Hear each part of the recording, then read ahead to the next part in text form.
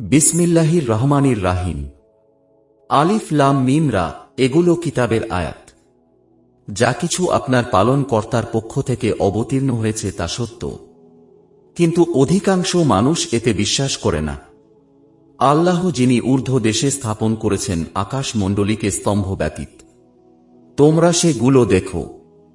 অতঃপর তিনি আরশের উপর অধিষ্ঠিত হয়েছেন এবং সূর্য ও চন্দ্রকে কর্মে নিয়োজিত করেছেন। প্রত্যেকে নির্দিষ্ট সময় মোতাবেক আবর্তন করে। তিনি সকল বিষয়ে পরিচালনা করেন, নিদর্শন সমূহ প্রকাশ করেন, যাতে তোমরা স্বীয় পালনকর্তার সাথে সাক্ষাৎ সম্বন্ধে নিশ্চিত বিশ্বাসী হও। তিনি ভূমণ্ডলকে বিস্তৃত করেছেন এবং তাকে পাহাড় পর্বত ও নদ নদী স্থাপন করেছেন এবং প্রত্যেক ফলের মধ্যে দুই দুই প্রকার সৃষ্টি করে রেখেছেন। তিনি দিনকে রাত্রি দ্বারা আবৃতও করেন। এতে তাদের জন্য নিদর্শন রয়েছে যারা চিন্তা করে। এবং জমিনে বিভিন্ন শস্য ক্ষেত্র রয়েছে একটি অপরটির সাথে সংলগ্ন, এবং আঙ্গুরের বাগান আছে আর শস্য ও খজ্জর রয়েছে, একটির মূল অপরটির সাথে মিলিত এবং কতক মিলিত নয়। এগুলোকে একই পানি দ্বারা সেচ করা হয়, আর আমি স্বাদে একটিকে অপরটির চাইতে উৎকৃষ্টতর করে দেই। এগুলোর মধ্যেও নিদর্শন রয়েছে তাদের জন্য যারা চিন্তা ভাবনা করে। যদি আপনি বিস্ময়ের বিষয় চান, তবে তাদের একথা বিস্ময়কর যে আমরা যখন মাটি হয়ে যাব তখনও কি নতুনভাবে সৃজিত হব। এরাই স্বীয় পালনকর্তার সত্তায় অবিশ্বাসী হয়ে গেছে। এদের গর্দানেই লৌহ শৃঙ্খল পড়বে এবং এরাই দোজখী, এরা তাতে চিরকাল থাকবে। এরা আপনার কাছে মঙ্গলের পরিবর্তে দ্রুত অমঙ্গল কামনা করে। তাদের পূর্বে অনুরূপ অনেক শাস্তি প্রাপ্ত জনগোষ্ঠী অতিক্রান্ত হয়েছে। আপনার পালনকর্তা মানুষকে তাদের অন্যায় সত্ত্বেও ক্ষমা করেন, এবং আপনার পালনকর্তা কঠিন শাস্তিদাতা ও বটে। কাফেররা বলে তাঁর প্রতি তাঁর পালনকর্তার পক্ষ থেকে কোনো নিদর্শন অবতীর্ণ হল না কেন? আপনার কাজ তো ভয় প্রদর্শন করাই, এবং প্রত্যেক সম্প্রদায়ের জন্য পথ প্রদর্শক হয়েছে। আল্লাহ জানেন প্রত্যেক নারী যা গর্ভ ধারণ করে এবং গর্ভাশয়ে যা সংকুচিত ও বর্ধিত হয়, এবং তার কাছে প্রত্যেক বস্তুরই একটা পরিমাণ রয়েছে। তিনি সকল গোপন ও প্রকাশ্য বিষয়ে অবগত, মহত্তম, সর্বোচ্চ মর্যাদাবান। তোমাদের মধ্যেও কেউ গোপনে কথা বলুক বা তা সশব্দে প্রকাশ করুক, রাতের অন্ধকারে সে আত্মগোপন করুক বা প্রকাশ্য দিবালোকে বিচরণ করুক, সবাই তাঁর নিকট সমান। তাঁর পক্ষ থেকে অনুসরণকারী রয়েছে তাদের অগ্রে এবং পশ্চাতে। আল্লাহর নির্দেশে তারা ওদের হেফাজত করে। আল্লাহ কোনো জাতির অবস্থা পরিবর্তন করেন না যে পর্যন্ত না তারা তাদের নিজেদের অবস্থা পরিবর্তন করে। আল্লাহ যখন কোনো জাতির উপর বিপদ চান তখন তা রদ হওয়ার নয়, এবং তিনি ব্যতীত তাদের কোনো সাহায্যকারী নেই। তিনি তোমাদেরকে বিদ্যুৎ দেখান ভয়ের জন্য, এবং আশার জন্য উক্ষিত করেন ঘন মেঘমালা। তাঁর প্রশংসা পাঠ করে বজ্র এবং সব ফেরেশতা সভয়ে। তিনি বজ্রপাত করেন, অতঃপর যাকে ইচ্ছা তাকে তা দ্বারা আঘাত করেন, তথাপি তারা আল্লাহ সম্পর্কে বিতণ্ডা করে, অথচ তিনি মহাশক্তিশালী। সত্যর আহ্বান একমাত্র তাঁরই, এবং তাকে ছাড়া যাদেরকে ডাকে তারা তাদের কোনো কাজে আসে না। ওদের দৃষ্টান্ত সে রূপ, যেমন কেউ দু হাত পানির দিকে প্রসারিত করে যাতে পানি তার মুখে পৌঁছে যায়, অথচ পানি কোনো সময় পৌঁছাবে না। কাফেরদের যত আহ্বান তা সবই পথভ্রষ্টতা।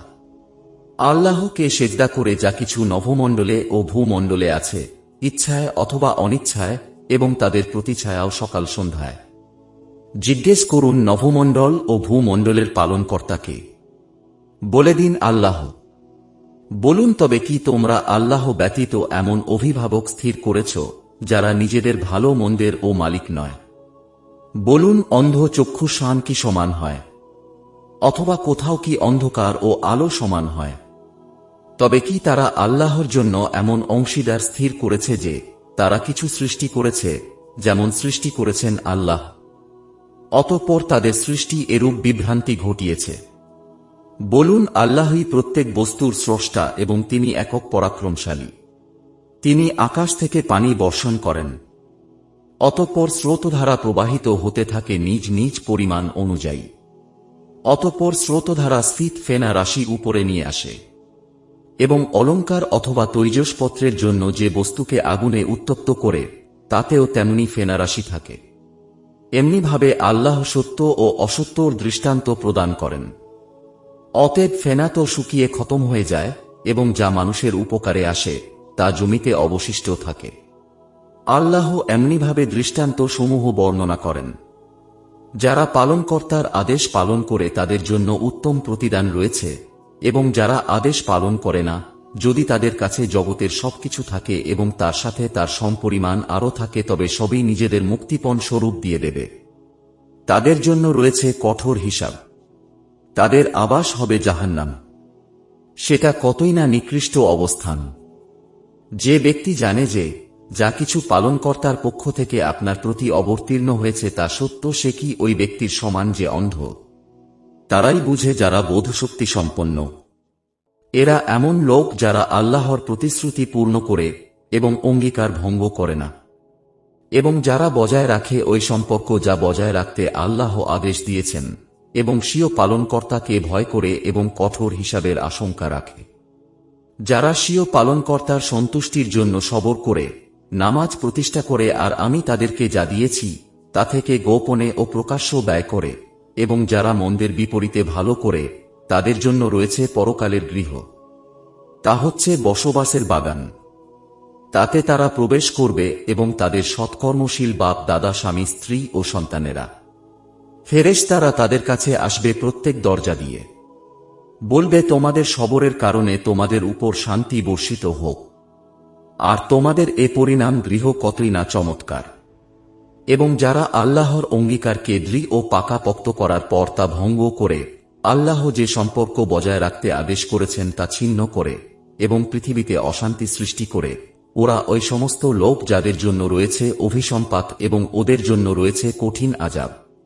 আল্লাহ যার জন্য ইচ্ছা রুজি প্রশস্ত করেন এবং সংকুচিত করেন। তারা পার্থিব জীবনের প্রতি মুগ্ধ। পার্থিব জীবন পরকালের সামনে অতি সামান্য সম্পদ বই নয়। কাফেররা বলে, তাঁর প্রতি তাঁর পালনকর্তার পক্ষ থেকে কোন নিদর্শন কেন অবতীর্ণ হল না? বলে দিন, আল্লাহ যাকে ইচ্ছা পথভ্রষ্ট করেন এবং যে মনোনিবেশ করে তাকে নিজের দিকে পথ প্রদর্শন করেন। যারা বিশ্বাস স্থাপন করে এবং তাদের অন্তর আল্লাহর জিকির দ্বারা শান্তি লাভ করে, জেনে রাখো আল্লাহর জিকির দ্বারাই অন্তরসমূহ শান্তি পায়। যারা বিশ্বাস স্থাপন করে এবং সৎকর্ম সম্পাদন করে, তাদের জন্য রয়েছে সুসংবাদ এবং মনোরম প্রত্যাবর্তন স্থল। এমনিভাবে আমি আপনাকে একটি উম্মতের মধ্যে প্রেরণ করেছি। তাদের পূর্বে অনেক উম্মত অতিক্রান্ত হয়েছে, যাতে আপনি তাদেরকে ওই নির্দেশ শুনিয়ে দেন যা আমি আপনার কাছে প্রেরণ করেছি। তথাপি তারা দয়াময়কে অস্বীকার করে। বলুন, তিনিই আমার পালনকর্তা। তিনি ব্যতীত কারো উপাসনা নাই।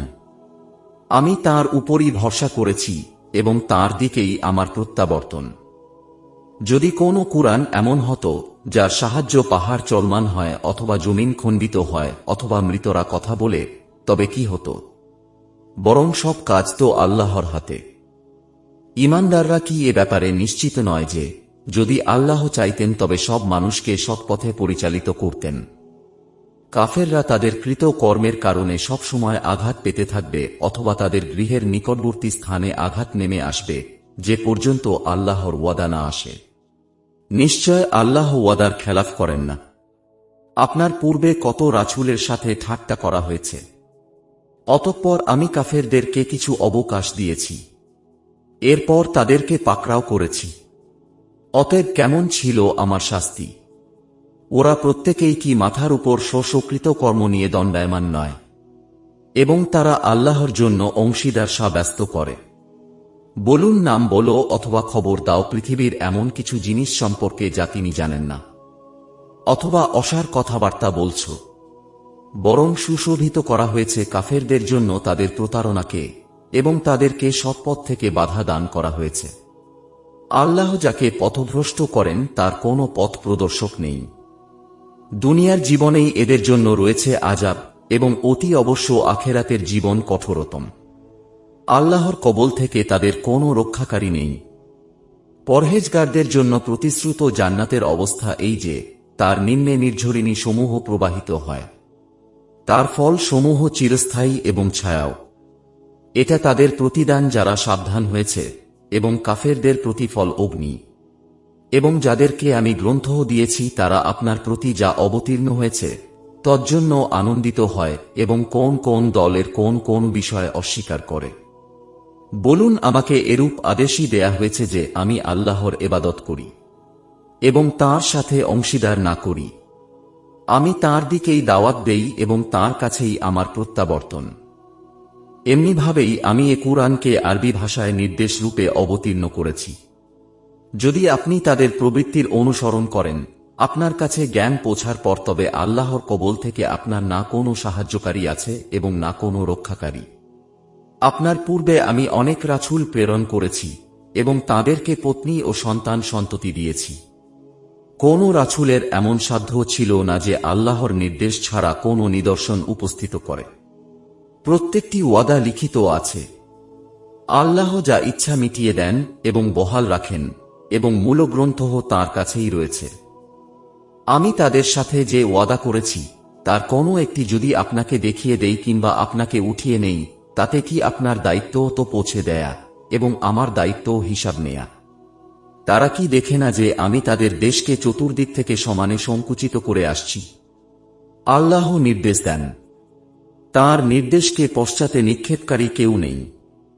তিনি দ্রুত হিসাব গ্রহণ করেন। তাদের পূর্বে যারা ছিল তারা চক্রান্ত করেছে, আর সকল চক্রান্ত তো আল্লাহর হাতেই আছে। তিনি জানেন প্রত্যেক ব্যক্তি যা কিছু করে। কাফেররা জেনে নেবে যে পর জীবনের আবাসস্থল কাদের জন্য রয়েছে। কাফেররা বলে, আপনি প্রেরিত ব্যক্তি নন। বলে দিন, আমার ও তোমাদের মধ্যে প্রকৃষ্ট সাক্ষী হচ্ছেন আল্লাহ এবং ওই ব্যক্তি যার কাছে গ্রন্থের জ্ঞান আছে।